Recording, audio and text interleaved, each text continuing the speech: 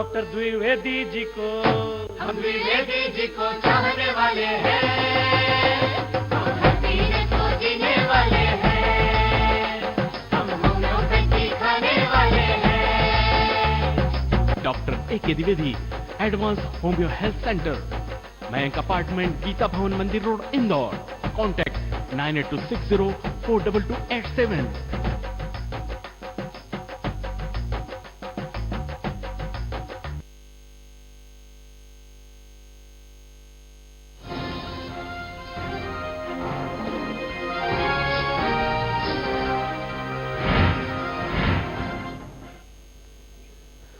नमस्कार, स्वागत है आपका साधना लोकायत न्यूज में। मैं हूं आपके साथ सुनील सिंह पोरुस और आप देख रहे हैं मध्य प्रदेश विशेष। आईएएस अधिकारी रमेश थेटे के खिलाफ अभियोजन की स्वीकृति देने का मामला गरमा गया है। थेटे ने इसे जातिगत विवंश से प्रेरित कार्रवाई बताया है और इस हाई प्रोफाइल मामले में बड़ा सवाल ये खड़ा हो गया है कि क्या मध्य प्रदेश में वाकई नौकरशाही में जातिवाद हावी हो गया है या अपने आप को बचाने के लिए मामले को जातिवाद का चोला पहनाया जा रहा है। इसी पर आधारित आज की हमारी खास पेशकश, नौकरशाही में जातिवाद।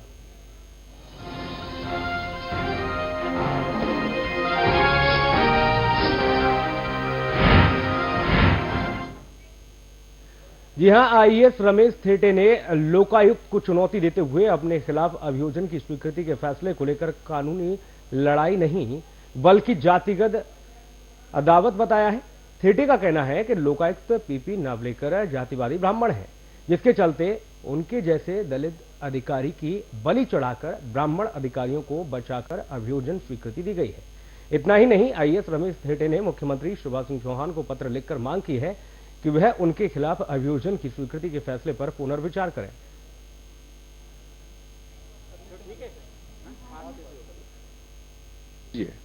कानून के रास्ते पे आइए, बाबा साहब द्वारा जो संविधान लिखा है उस रास्ते पे आइए और न्याय कीजिए। आपको इसलिए नहीं बिठाया कि आप किसी को भी निपटा दोगे, किसी को भी खत्म कर दोगे, किसी परिवार को बर्बाद कर देंगे। ये आपका काम नहीं है। आप गलत कर रहे हो, सुधर जाओ। और सुनो नावलेकर, ये बाबा साहब का बंदा है, जय भीम का बंदा है। डॉक्टर बाबा साहब आंबेडकर के समाज का खून मेरी रगों में दौड़ रहा है। अगर तुम समझते हो कि मुझे दबा दोगे, ये कतई संभव नहीं है। ये गर्दन कट सकती है लेकिन झुक नहीं सकती है।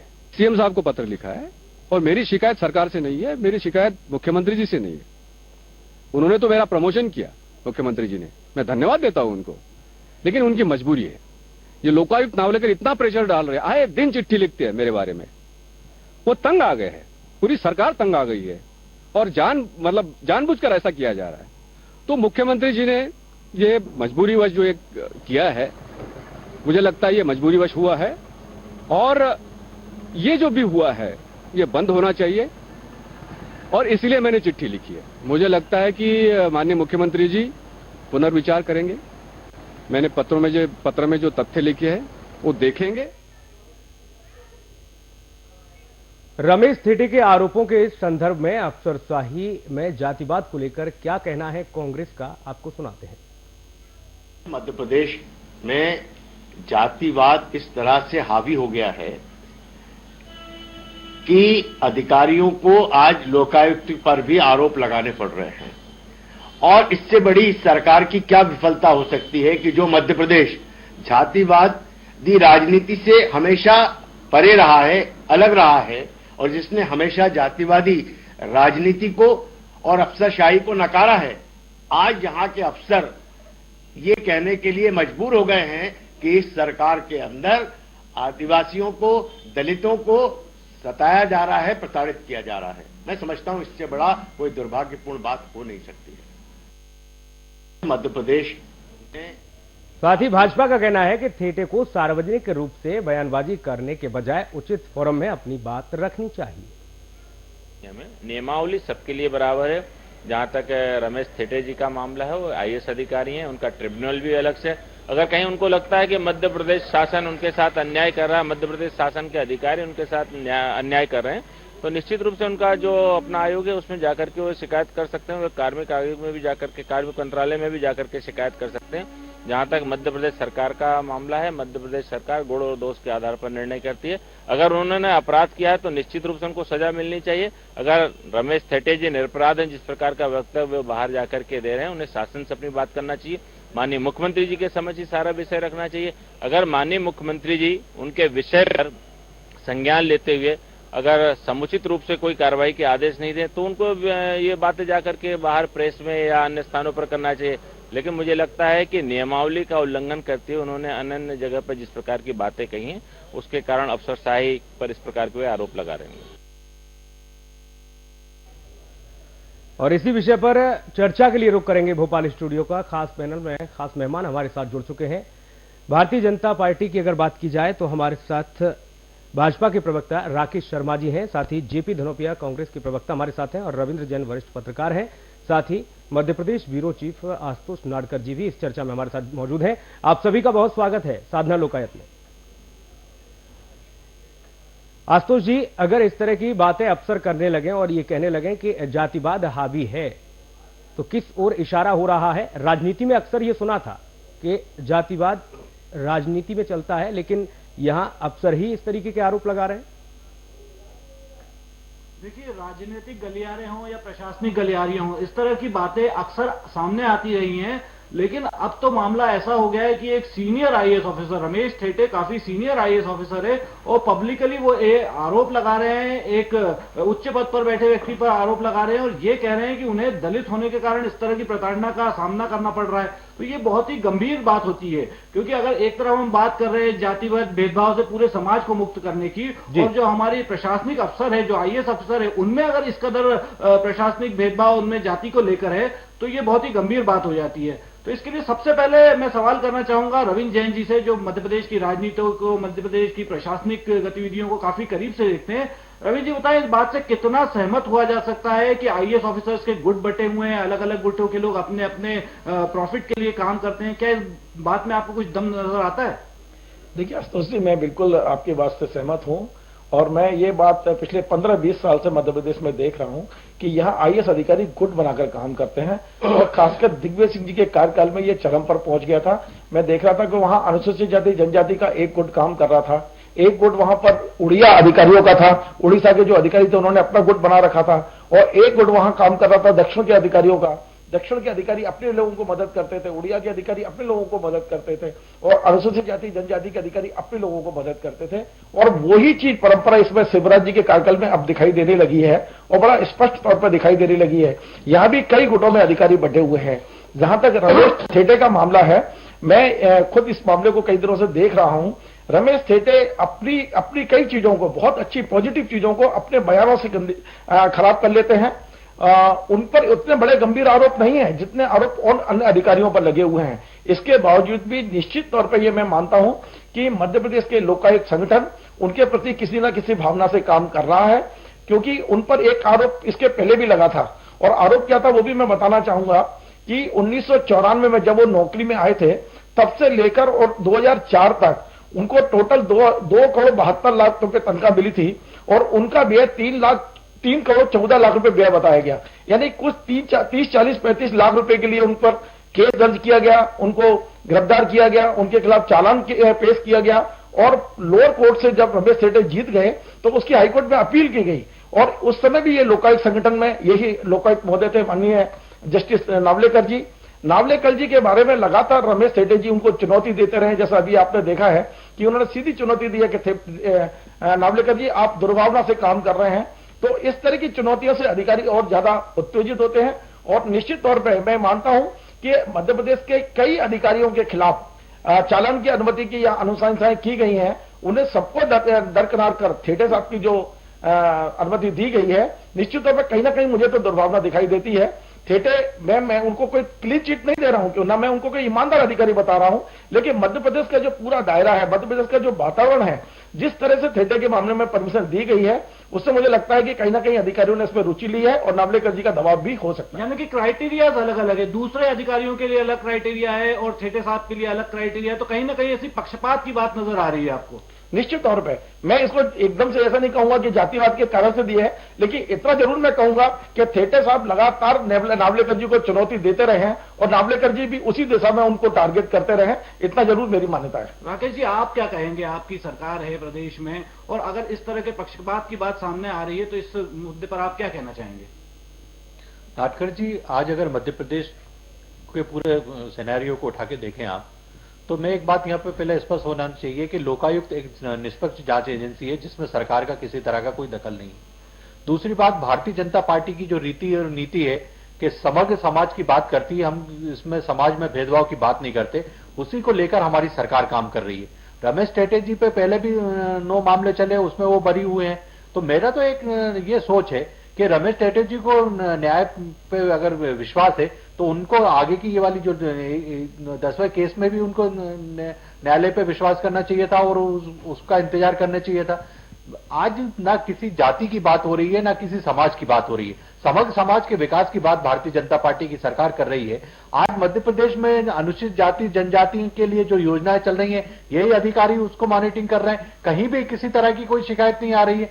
आज अगर किसी आईएएस पे अगर केस दर्ज हो रहा है तो चपरासी पे भी केस दर्ज हो रहा है, उसमें की जाति नहीं देखी जाती है, न समाज में ये कभी मध्य प्रदेश में राजनीति में रहा है। मध्य प्रदेश में अगर बात की जाती है तो समग्र समाज के विकास की बात की जाती है, और माननीय मुख्यमंत्री जी समग्र समाज के विकास की बात कर रहे हैं। पर राकेश भाई, ये बताएं कि सरकार में अगर उच्च पद पर बैठा हुआ व्यक्ति इस तरह के आरोप लगा रहा है, सार्वजनिक रूप से इसे बयान दे रहा है, तो क्या ये सरकार के लिए एक गंभीर संकेत नहीं है कि अगर हम समानता की बात कर रहे हैं और अगर एक आईएएस ऑफिसर ये बोल रहा है कि मेरे साथ पक्षपात हो रहा है, तो फिर आम आदमी की क्या बिसात है? तो ये क्या सरकार के लिए एक संकेत नहीं है?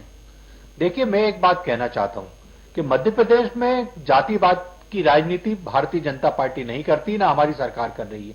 अगर माननीय थेटे जी ने कोई आरोप लगाए हैं तो उसकी जांच करवाई जाएगी और उसमें आगे देखा जाएगा कि वो ऐसा क्यों बोल रहे हैं। पर मेरा एक निवेदन है कि जब वो 9 मामलों में पहले बरी हो चुके हैं तो इस 10वें मामले को भी उनको न्यायपालिका पे विश्वास रखना चाहिए और न्याय में आगे कदम बढ़ाना चाहिए।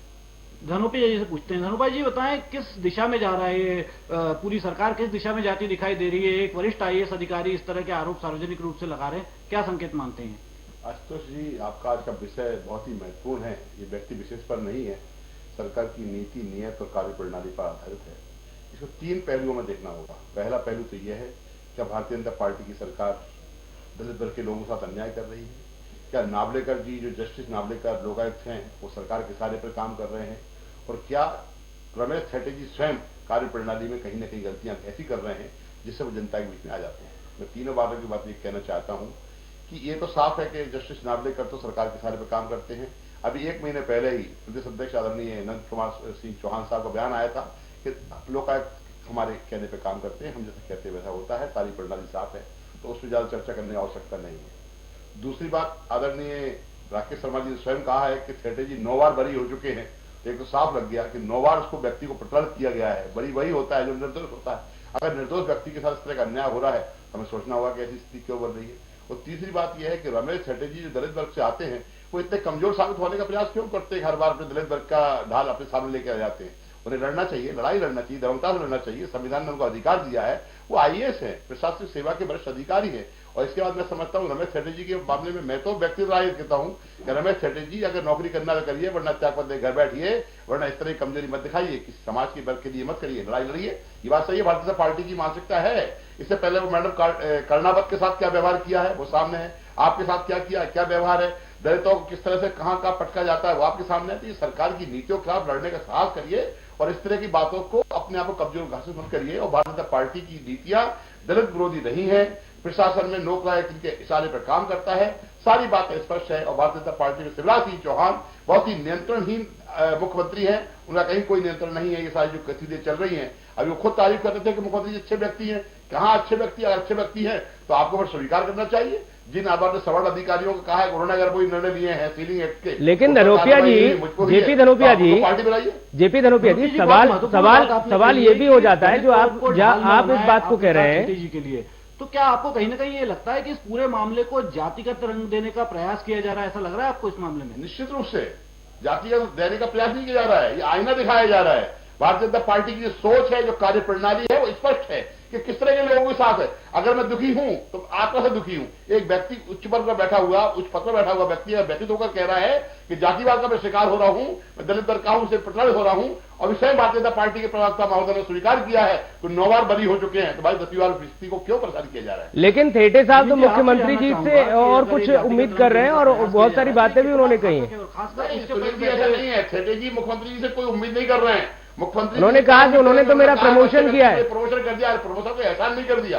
प्रमोशन उनका हक बनता होगा तो मुख्यमंत्री जी को धन्यवाद दे रहे हैं। प्रमोशन मिला है तो प्रमोशन वो पीपी नावलेकर साहब से व्यक्तिगत तौर पर वो कह रहे हैं, वो आरोप भी लगा रहे हैं, धनोपिया जी वो आरोप लगा रहे हैं कि वो ब्राह्मण हैं इसलिए दलितों को दबाने का काम कर रहे हैं। मैं आप सभी मेहमानों को रोकना चाहूंगा, इस बीच हमारे साथ नावलेकर जी की कार्यप्रणाली बड़ी संदेहास्पद रही है। धनोपिया जी कहा है कि लोकायुक्त में जो भ्रष्टाचार सामने आया है, धनोपिया जी लोगों को जिस तरह से बंदरवाट किया गया है, जो मुखौरे के नाम पर पैसा बढ़ाने की राशि होती है, धनोपिया जी 16 लाख से 64 लाख कर दी गई है, पैसा बांटा जाता है, सारी स्थिति होती है। धनोपिया जी बात करूंगा मैं, आप सभी मेहमानों को इस वक्त रोकना चाहूंगा। इस बीच हमारे साथ फोन लाइन पर मध्य प्रदेश के पूर्व मुख्य सचिव जुड़ चुके हैं, एससी बेहार साहब।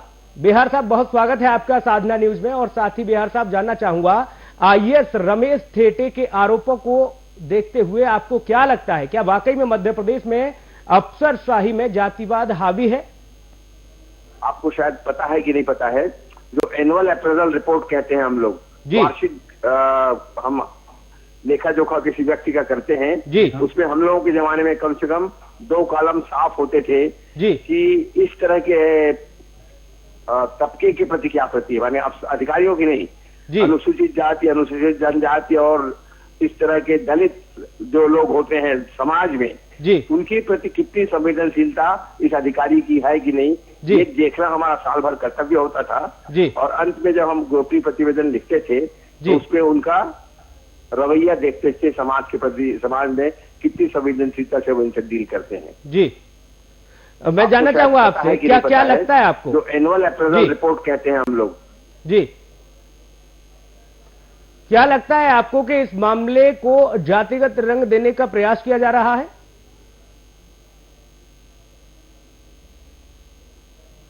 अभी इनका प्रकरण मैं विस्तार से नहीं जानता, इसमें नहीं कह सकता हूं, लेकिन मैं इतना कह सकता हूं कई मामलों में मैंने देखा है कि ऐसी कोशिश अनावश्यक कर दी जाती है। आप शायद जानते होंगे सुप्रीम कोर्ट और हाई कोर्ट ने भी कई बार इस बात टिप्पणी की है कि केवल इस बात का लाभ उठाकर कि एट्रोसिटीज एक्ट बना है या अलग कुछ बना है, इसका कई लोग गलत उपयोग करते हैं जी। एक टिप्पणी उच्चतम न्यायालय और उच्च न्यायालयों ने भी की है कई बार, तो कभी कभी ऐसा करते हैं, लेकिन मैं आमतौर मानने को तैयार नहीं हूं कि आमतौर पर अधिकारी हर बार ऐसा कर देते हैं।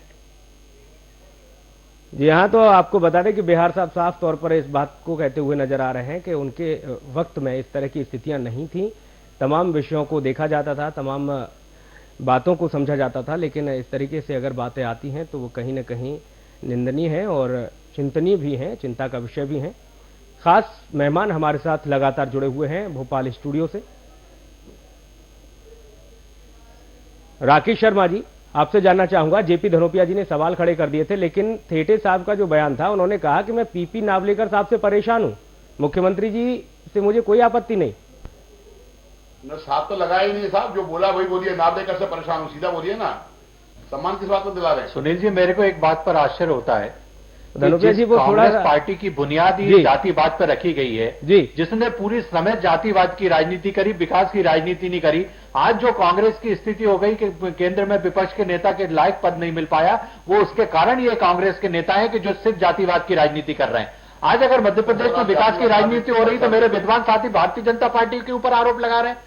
आज हम लगातार 3 बार मध्य प्रदेश में चुनाव जीते हैं, तो मध्य प्रदेश में हमने विकास की राजनीति की, हमने जातिवाद की राजनीति नहीं की है। हम समग्र समाज के विकास की बात कर रहे हैं, हम सब समग्र समाज को लेकर चल रहे हैं। अगर माननीय ठेटे जी को मैंने बार बार कहा, बार बार माननीय जेपी धनोपिया साहब वरिष्ठ वकील हैं, अगर कोर्ट से कोई व्यक्ति बरी हो जाता है, उस पर अगर कोई मामला होता है, जब भी वो कोर्ट में जाता है, ये बार बार मेरे तरफ इंगित कर रहे हैं कि 9 बार बरी हो गए, परेशान किया जा रहा है। अगर उनके खिलाफ कोई शिकायत आ रही है, जांच हो रही है और उसमें जांच में अगर वो निर्दोष साबित हो रहे हैं, उस बात को मैं रख रहा हूं, तो उस पर भी एक बार कह रहे हैं कि एक निर्दोष व्यक्ति को प्रताड़ित किया जा रहा है। अब न कोर्ट की जरूरत है, न कानून की जरूरत है। जेपी धनोपिया साहब जिसको सर्टिफिकेट दे देंगे वो निर्दोष हो जाएगा और नहीं तो हो जाएगा। रविंद्र जैन जी, यहाँ पर ये सवाल उठ रहा है कि अगर आप कह रहे हैं कि जातिगत वैमनस्य के आधार पर आप काम नहीं करते और सभी वर्गों को साथ में लेके चलते हैं, तो फिर मध्य प्रदेश के प्रशासनिक हलकों में ऐसी स्थिति क्यों बन रही है? देखिए, मुझे एक बात बताइए, एकाध प्रकरण को छोड़कर आप नाडेकर साहब, आप भी बहुत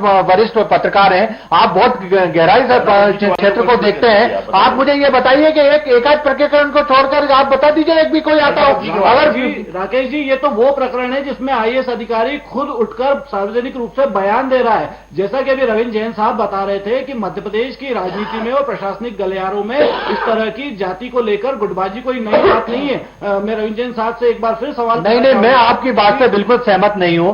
भारतीय जनता पार्टी की मध्य प्रदेश सरकार में किसी तरह की गुटबाजी नहीं है। समग्र समाज की बात हो रही है और ना अधिकारी किसी तरह की गुटबाजी में लिप्त है और ना इस तरह की कोई बात है। अच्छा रविंद्र जैन साहब, आप बताएं कि अगर ये जातिगत रंग देने का प्रयास है इस पूरे मामले को, तो ये कितना घातक हो सकता है खासकर समाज के लिए, और अगर वरिष्ठ प्रशासनिक अधिकारी इस तरह की कवायद में इन्वॉल्व है कि किसी मामले को जातिगत रंग दिया जाए, तो ये कितना खतरनाक हो सकता है हमारे प्रदेश के लिए? ये खतरा ही है। आप देखिए कि एक अधिकारी जो लगातार 3 प्रकरण उसके ऊपर लगातार, मैंने जैसा बताया था कि 3 प्रकरण दर्ज किए गए, एक प्रकरण में निर्दोष हो गए, निर्दोष होने के बाद में उनके खिलाफ हाईकोर्ट में अपील की गई है। क्या कारण है कि एक ही अधिकारी के खिलाफ केस रजिस्टर होता है, उनके खिलाफ तत्काल मंजूरी दे दी जाती है राज्य सरकार द्वारा, जबकि लगभग 45 आईएएस अधिकारियों के खिलाफ लोकायुक्त में प्रकरण दर्ज है। लोकायुक्त उस पर जांच कर रही है, पर उनमें जो भी अनुमतियां मांगी गई है या जो मांगने की आवश्यकता नहीं पड़ी है। तो मैं ये जानना चाहता हूं, जैसा मैं पहले भी मान चुका हूं और धनोपिया जी भी बोले हैं कि मध्य प्रदेश में जो भी लोकायुक्त नियुक्त हुआ है वो किसी न किसी एजेंडे के तहत नियुक्त हुआ है। इसके पहले रिपुसूदन दयाल थे, वो अपने एजेंडे के तहत दिल्ली से लाए गए थे, उन्होंने अपना एजेंडा चलाया। मध्य प्रदेश में दूसरे अभी जो लोकायुक्त हैं पीपी नावलेकर साहब, मैं निश्चित तौर पर कह सकता हूं कि निष्पक्षता से लोकायुक्त संगठन काम नहीं कर रहा है। मैं एज ए जर्नलिस्ट, मेरे को कोई लोकायुक्त से लेना देना नहीं है, लेकिन मैं कह सकता हूं क्योंकि जिस तरह की कार्यशैली जनता के बीच में आ रही है, मैं कहता हूं कि मध्य प्रदेश के अंदर जिन चेक पोस्टों पर वसूली लगातार चलती है, लोकायुक्त महोदय वहां से निकलते हैं, उनके सामने वसूली होती है, वो मुस्कुराते हुए निकल जाते हैं, तब उनको भ्रष्टाचार नहीं दिखता लोकायुक्त महोदय को। और उसके बाद में एक अधिकारी बयान देता है, लोकायुक्त को चुनौती देता है, तो वो उसके टारगेट पे आ जाता है, उनके रडार पे आ जाता है अधिकारी। मैं रमेश थेटे को कतई ये नहीं बोल रहा हूं कि वे ईमानदार है या नहीं है, ये बात का विषय है, लेकिन एक ही विषय को एक ही अधिकारी को टारगेट करके जिस तरह से अनुमति दी जा रही है, वो कोर्ट से निर्दोष साबित हो रहे हैं, फिर दूसरे में अनुमति दी गई है। निश्चित तौर पर यह कार्यशैली पे प्रश्न चिन्ह लगाने वाला मामला है और मध्य प्रदेश की नौकरशाही के लिए, मध्य प्रदेश के विकास के लिए ये बिल्कुल भी उचित नहीं है।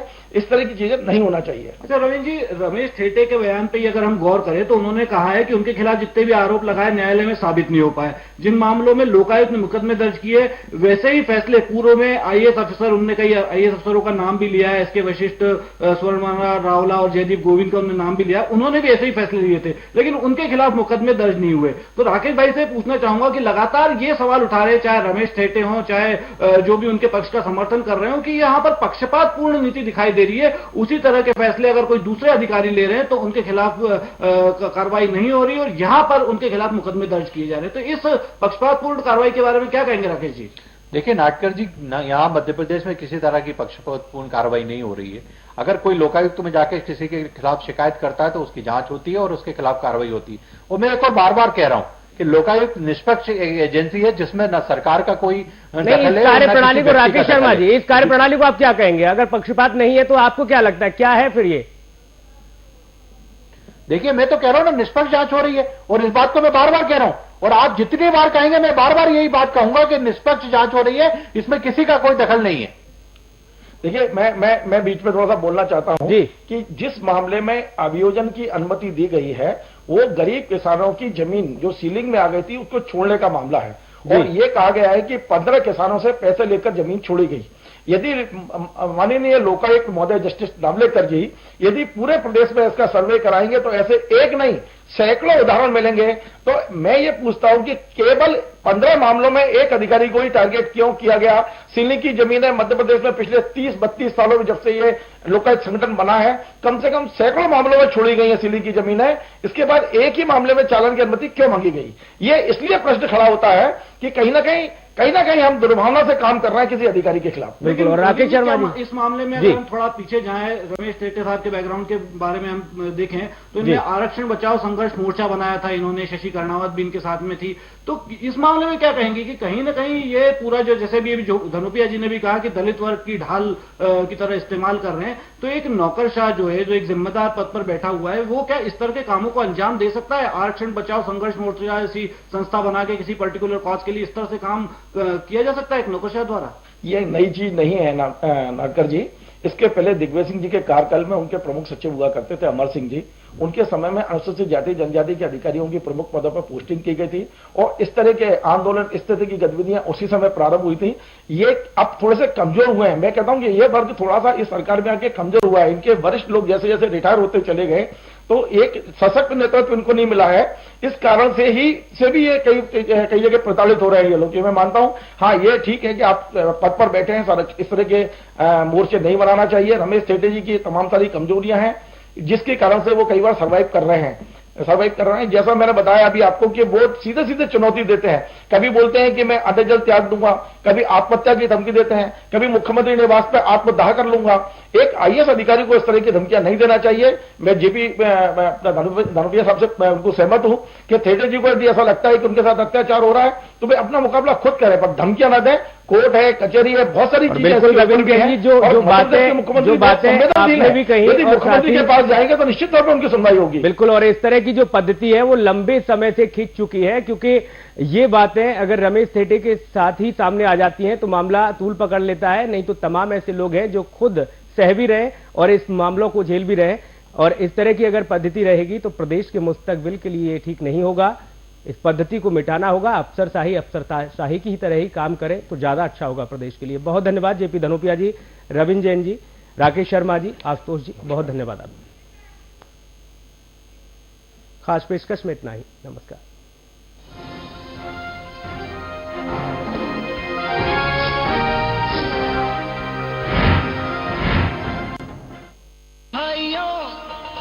गांठ बांध लो, बात बहुत है काम की, समृद्धि के पैगाम की।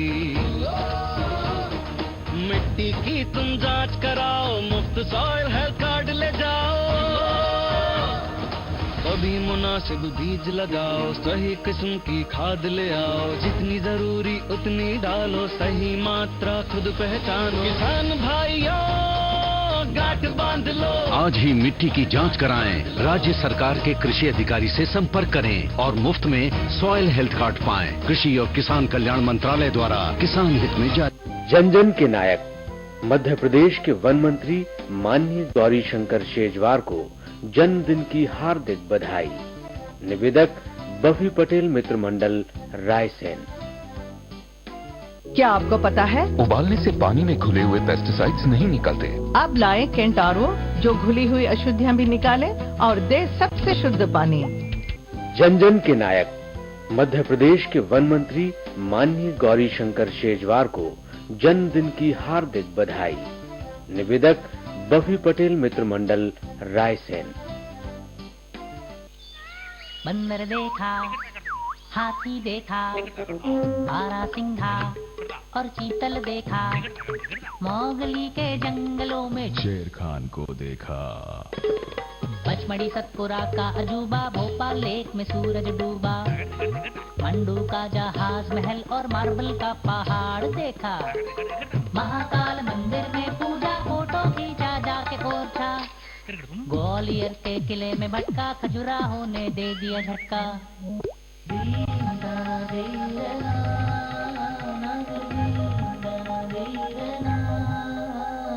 पूर्वजों को मिलने जुलने जा पहुंचा मैं भीमबेटका।